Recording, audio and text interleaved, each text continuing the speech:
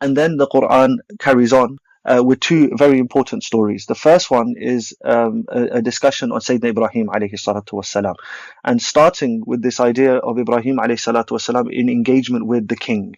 You know that the king is saying, you know, I'm the Lord, and Ibrahim alayhi salatu wasalam is challenging his power by saying, well, if you can, Allah gives life and death, and he says, well, look, I give life and death, and he kills someone and he lets somebody else go, and then Ibrahim alayhi salatu wasalam, this parable, especially in the next section, we're going to have this constant idea of divine power.